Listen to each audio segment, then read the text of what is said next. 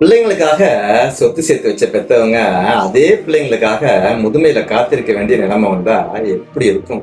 ஒரு நிமிஷம் யோசிச்சு பாருங்க. வாழ்க்கை முழுவதும் ஓடி ஓடி சம்பாதிச்சாங்க, வீடு கட்டினாங்க, நிலம் வாங்கினாங்க, சொத்து சேர்த்தாங்க. யாருக்காக?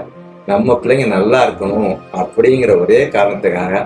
ஆனா அவங்களுக்கு வயதாகும் போது சில பெற்றவங்கள சூழ்நிலை காரணம்னு சொல்லிட்டு முதியோர் காப்பகத்துக்கு அனுப்பிடுறாங்க. அங்கேயே அவங்களுக்கு சாப்பாடு கிடைக்குது, நல்ல பாதுகாப்பு கிடைக்குது. ஆனா அவங்க எதிர்பார்க்கறது என்ன தெரியுங்களா?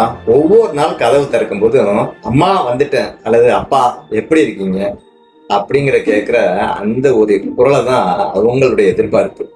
ஒரு காலத்துல பிள்ளைகளுக்காக சமைத்த கைகள் இன்னைக்கு அன்னதானத்திற்காக தட்டோட நிக்குது. உணவு பரிமாறுறவரு எங்களை ஆசீர்வதியுங்கள் அப்படின்னு சொன்னதும் இந்த கைகள் ஆசீர்வதிக்க மேல போகுது. ஆனா அந்த கண்கள் மட்டும் காப்பகத்தோட வாசலையே பார்த்துட்டு நிற்கும். இன்னைக்காவது நம்ம பிள்ளை நம்மளை பார்க்க வருவானா அப்படிங்கிற அந்த எதிர்பார்ப்பு மட்டும் குறையறதே இல்லை. நாம ஒரு விஷயத்த புரிஞ்சுக்கணும். பெத்தவங்கள முதியோர் இல்லத்துல சேர்க்கறது சில சமயத்துல சூழ்நிலைன்னு சொல்லிக்கலாம். ஆனா அவங்கள மொத்தமா மறந்துடுறது மட்டும் எந்த சூழ்நிலையிலும் நியாயமே இல்லை.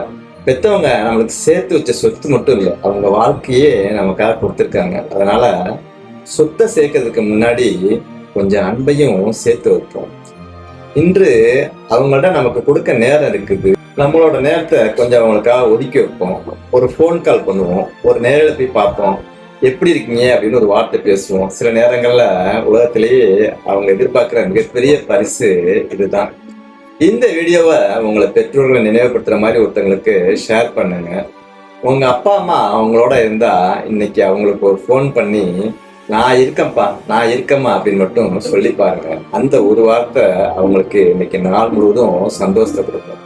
சொத்து சேர்ப்போம், ஆனா அதை விட முக்கியமா அன்பையும் சேர்த்து வைப்போம். இன்று உலக மூத்த குடிமக்கள் தினம். இந்த வீடியோ உங்களுக்கு பிடிச்சிருந்துச்சுன்னா லைக் பண்ணுங்க, கமெண்ட் பண்ணுங்க, உங்களுக்கு பிடிச்சவங்களுக்கு ஷேர் பண்ணுங்க.